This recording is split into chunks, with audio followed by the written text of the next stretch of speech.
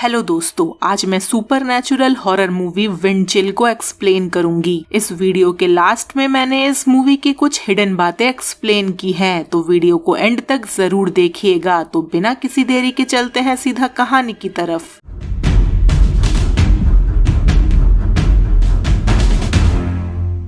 इस मूवी में दोनों मेन कैरेक्टर्स के नाम नहीं हैं, इसीलिए हम उन्हें लड़का और लड़की कह के बुलाने वाले हैं। कहानी की शुरुआत होती है पेंसिल्वेनिया के एक यूनिवर्सिटी से, जहां की एक स्टूडेंट क्रिसमस के लिए घर जाने के लिए कैंपस के राइड शेयर बोर्ड पर एक राइड ढूंढती है। उसे विल्मिंगटन डेलावेयर जाने वाली एक राइड मिल जाती है। वो एक दूसरे स्टूडेंट के साथ सफर शुरू करती है जो विल्मिंगटन जा रहा था। सफर के दौरान लड़की को एहसास होता है कि लड़का उसके बारे में काफी कुछ जानता है। दोनों एक ही क्लास में पढ़ते थे, लेकिन लड़की ने उसे पहले कभी नोटिस नहीं किया था। रास्ते में वो लोग एक सुनसान गैस स्टेशन पर रुकते हैं ताकि लड़की रेस्ट रूम यूज कर सके। रेस्ट रूम के अंदर अचानक दरवाजा जाम हो जाता है। लड़की जोर जोर से दरवाजा पीटने लगती है और मदद के लिए चिल्लाती है। इसी बीच उसे बाहर लड़के और गैस स्टेशन के क्लर्क की आवाज सुनाई देती है। दोनों आपस में बात कर रहे थे और ऐसा लगता है जैसे उन्हें उसकी चीखें सुनाई ही नहीं दे रही हो। काफी कोशिश के बाद लड़की दरवाजा खोलने में कामयाब हो जाती है। गुस्से में बाहर आकर वो लड़के और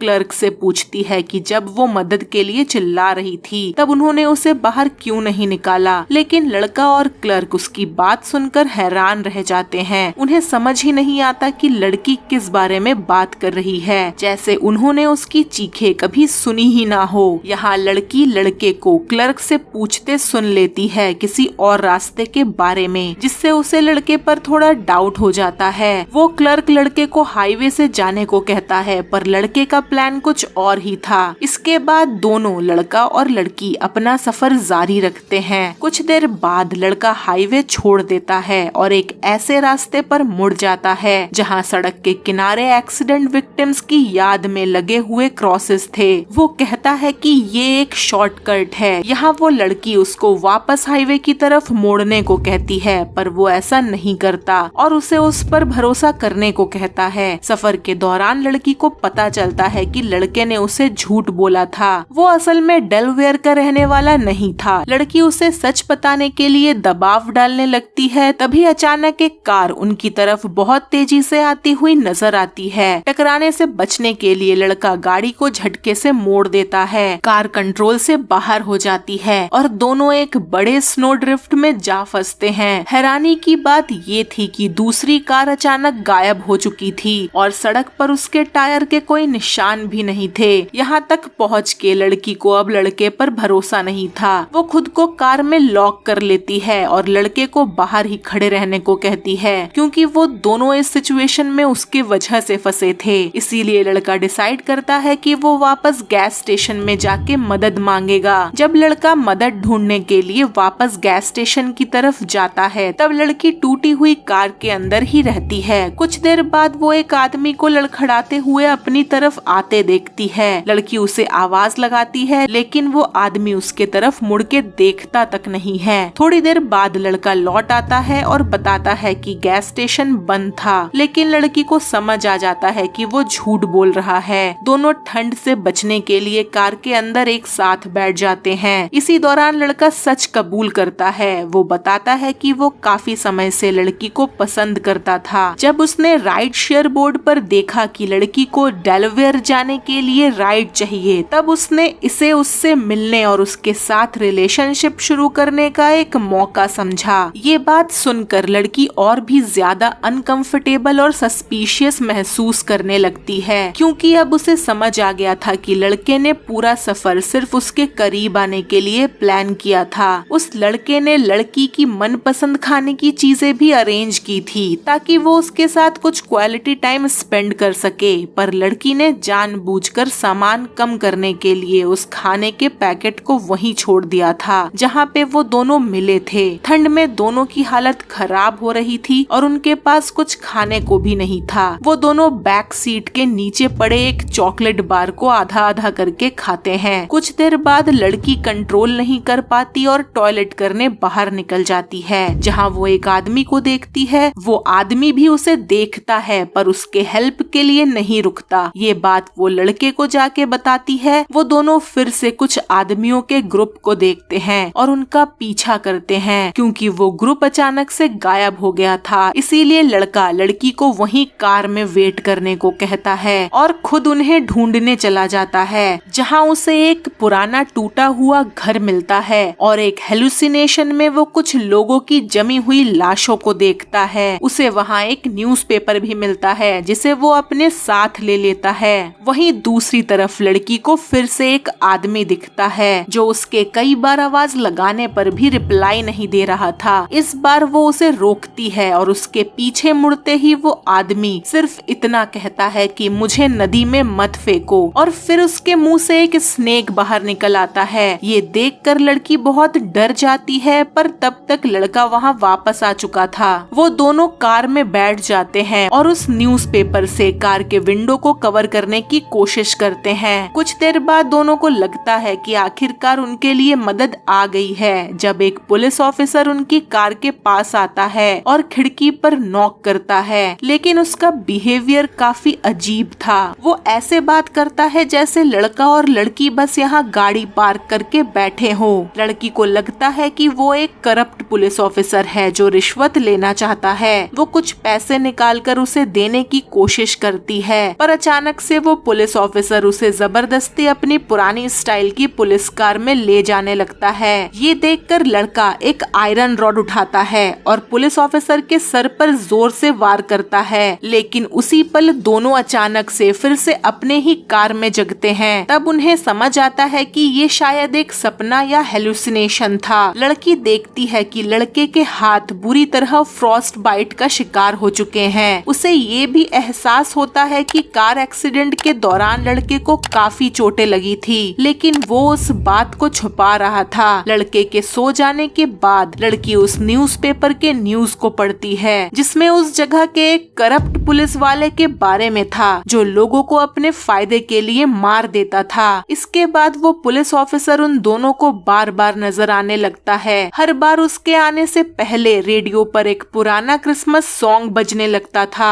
जो उसकी मौजूदगी का एक वार्निंग साइन था। लड़की को कई डरावने सपने भी आते हैं। उन सपनों में वो देखती है कि पुलिस ऑफिसर ने बहुत से लोगों को मारा है। साथ ही उसे कुछ पादरी और कुछ अजीब रिलीजियस इमेजेस भी दिखाई देते हैं जो इस जगह के डार्क पास्ट की तरफ इशारा करती हैं। मदद बुलाने के लिए लड़की को एक आइडिया आता है। उसे एक पुराना टेलीफोन और पास के टेलीफोन पोल पर लगा जंक्शन बोर्ड मिलता है। वो मुश्किल से पोल पर चढ़ती है और टेलीफोन को जंक्शन बॉक्स से कनेक्ट कर देती है। काफी कोशिश के बाद उसका कनेक्शन इमरजेंसी नंबर 911 से हो जाता है। वो मदद के लिए चिल्लाती है, लेकिन उसे यकीन नहीं होता कि दूसरी तरफ वाले लोग उसकी आवाज सुन भी पा रहे हैं या नहीं। जब वो वापस कार के पास लौट कर आती है तब उसका दिल टूट जाता है। वो देखती है कि लड़का ठंड और चोटों की वजह से मर चुका है। अब लड़की पूरी तरह अकेली रह गई थी, एक सुनसान और बर्फ से ढकी जगह में, जहाँ जिंदा और मुर्दों के बीच की लकीर धीरे धीरे धुंधली होती जा रही थी। कुछ देर बाद लड़की को दूर से गाड़ी की हेडलाइट्स नजर आती हैं। पहले उसे लगता है कि वो फिर से वही डरावना पुलिस ऑफिसर होगा, लेकिन इस बार वो गलत थी। असल में वो एक स्नो प्लाउ ड्राइवर था जो उसकी इमरजेंसी कॉल का रिस्पॉन्स देते हुए वहां पहुंचा था। ड्राइवर लड़के की लाश को स्नो प्लाउ के पिछले हिस्से में रख देता है और लड़की को साथ लेकर वहां से निकल पड़ता है। सफर के दौरान ड्राइवर उसे उस जगह के डरावने इतिहास के बारे में बताता है। वो कहता है कि 1950s में उस सड़क पर एक करप्ट पुलिस ऑफिसर लोगों का मर्डर करता था। वो अपने विक्टिम्स को मारकर उनकी लाशें गायब कर देता था, इसीलिए उनकी बॉडीज कभी नहीं मिली। फिर 1953 में उसने एक जवान कपल की कार को रोड से बाहर धकेल दिया, लेकिन इस बार उसका कंट्रोल खुद की गाड़ी पर से भी चला गया और उसकी कार गहरी खाई में गिर गई। ड्राइवर ये भी बताता है कि लगभग हर क्रिसमस के आसपास उस रोड पर अजीब तरीके से लोगों की मौत होती रहती है और 1961 में कुछ पादरियों की लाशें भी वहीं जमी हुई हालत में मिली थी। वो सब ठंड से जमकर मर गए गए थे।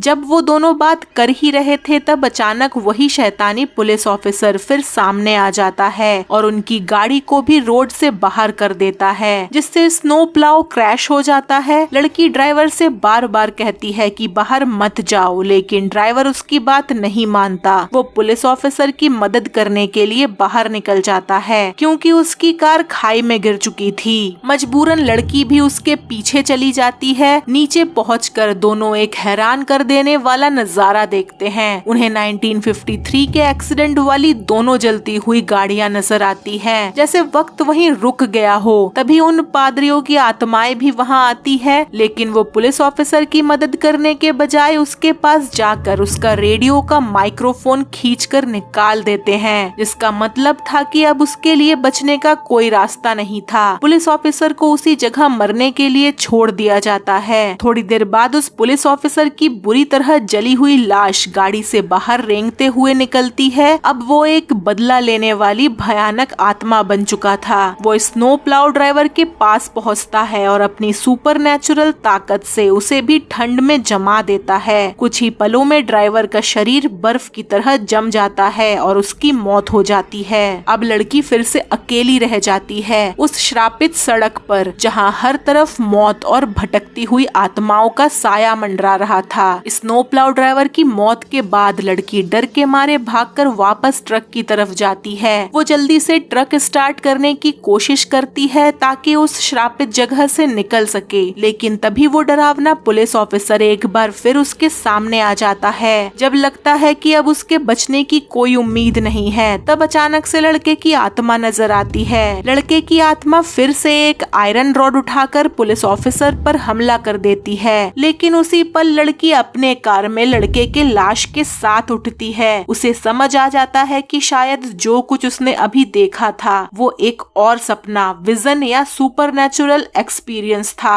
थोड़ी देर बाद लड़के की आत्मा फिर से उसके सामने आती है। इस बार वो उसे रास्ता दिखाने आया था। लड़के की आत्मा उसे एक पुराने और खंडर बन चुके पादरी के घर के अंदर से ले जाती है। वहाँ का माहौल सुनसान था। उस घर से गुजरते हुए वो आखिरकार लड़की को गैस स्टेशन तक पहुँचने का रास्ता दिखा देता है। कुछ घंटे बाद रेस्क्यू टीम और अथॉरिटीज वहाँ पहुँच जाती हैं। लड़के की बॉडी को एक वैन में रखकर ले जाया जाता है। साथ ही उस लड़की का ट्रीटमेंट भी किया जाता है। आखिरकार लड़की अब सुरक्षित थी और उस डरावने मौत से भरे क्रिसमस नाइटमेयर से बच निकली थी। लेकिन लड़का अपनी जान गंवा चुका था और उसकी आत्मा ही आखिरी वक्त तक लड़की की मदद करके उसे जिंदा बाहर निकालती है। इस मूवी के कुछ हिडन डिटेल्स और डीपर मीनिंग जो शायद आपने मिस कर दिया होगा। यहाँ कैरेक्टर्स का कोई नाम नहीं है। पूरी मूवी में मेन कैरेक्टर्स को सिर्फ लड़का और लड़की कहा जाता है। ये जानबूझकर किया गया है। यहाँ ये दिखाने की कोशिश की गई है कि ये दोनों कोई भी हो सकते हैं। हॉन्टेड रोड को फर्क नहीं पड़ता कि आप कौन हो, जो भी उस रास्ते पर आएगा वो उसका अगला शिकार बन सकता है। ये रोड सिर्फ हॉन्टेड नहीं, एक यातना है। अक्सर लोग सोचते हैं कि ये सिर्फ आत्मा वाली रोड है, लेकिन एक थ्योरी के मुताबिक ये जगह यातना जैसी है, यानी जिंदगी और मौत के बीच की एक दुनिया। यहाँ फंसे हुए लोग, पादरी और करप्ट पुलिस वाला सब अपनी अधूरी कहानियों और पापों की वजह से अटके हुए हैं। उनकी आत्माएं आगे नहीं बढ़ पाती और बार बार वही दर्दनाक साइकिल रिपीट करती रहती हैं। करप्ट पुलिस वाला सिर्फ एक आत्मा नहीं है, वो पुलिस ऑफिसर असल में अथॉरिटी के गलत इस्तेमाल का सिंबल है। जब वो जिंदा था तब अपनी पावर का मिसयूज करके मासूम लोगों को डराता और मार देता था। मौत के बाद भी उसकी बुरी रूह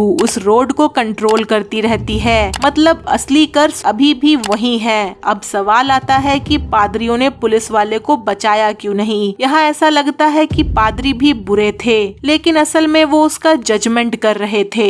उन्हें पता था कि पुलिस वाले ने कितने लोगों की जिंदगी बर्बाद की थी, इसीलिए जब वो पुलिस वाला हेल्प मांगता है वो उसकी हेल्प नहीं करते और उसे उसके कर्मों का फल भुगतने देते हैं। यहाँ क्रिसमस सेटिंग का हिडन मीनिंग ये है कि क्रिसमस नॉर्मली फैमिली, होप और हैप्पीनेस का सिंबल होता है, लेकिन इस मूवी में इसका उल्टा दिखाया गया है। जब पूरी दुनिया अपने घर और परिवार के पास पास जा रही थी। तब लड़की और लड़का मौत और भटकती आत्माओं के बीच फंसे हुए थे। ये कॉन्ट्रास्ट मूवी को और भी ज्यादा डार्क और डिस्टर्बिंग बना देता है। मूवी के शुरू में लड़का काफी क्रीपी लगता है। वो झूठ बोलता है, राइड प्लान करता है और लड़की के बारे में जरूरत से ज्यादा जानता है, लेकिन एंडिंग तक वही कैरेक्टर हीरो बन जाता है। वो लड़की को बचाने के लिए अपनी जान दे देता है और मरने के बाद भी उसकी आत्मा लड़की की मदद करती है। यहाँ हर बार जब करप्ट पुलिस वाला नजर आता था, रेडियो पर एक पुराना क्रिसमस सॉन्ग बजने लगता था। ये सिर्फ बैकग्राउंड म्यूजिक नहीं था, ये पुलिस वाले की सुपरनैचुरल वार्निंग थी। मतलब जब तक वो गाना सुनाई दे, समझ जाओ कि मौत या कोई बुरी चीज आसपास है। मेरे थ्योरी के मुताबिक लड़की कभी भी मेंटली उस हॉन्टेड रोड से बचकर नहीं निकल पाई होगी। जब उसे रेस्क्यू किया जाता है और सब कुछ नॉर्मल लगने लगता है, तब लड़की को अपने पॉकेट में अपना फोन मिलता है जिसमें लड़के की एक पुरानी फोटो थी, जिसे याद करके वो रोती है, क्योंकि लड़की को इम्प्रेस करने के चक्कर में ही लड़के ने अपनी जान गंवा दी थी। इस मूवी के एंडिंग का मीनिंग है कि लड़की फिजिकली तो बच गई, लेकिन हॉन्टेड रोड का कर्स कभी खत्म नहीं हुआ। करप्ट पुलिस वाले की रूह अब भी वहाँ मौजूद है और वो रोड हर साल नए लोगों का इंतजार करती रहेगी। ये एंडिंग मूवी के इटर्नल साइकिल, ट्रैप्ड सोल और नेवर एंडिंग कर्स वाले थीम को और भी ज्यादा पावरफुल बना देती है। आई होप आपको ये एक्सप्लेनेशन अच्छी लगी हो। ऐसे ही वीडियोस के लिए वीडियो को लाइक करें, शेयर करें और कमेंट करना मत भूलिएगा। और अगर चैनल पर नए हैं तो मेरे चैनल को सब्सक्राइब करें। मिलते हैं अगले वीडियो में, तब तक के लिए बाय बाय।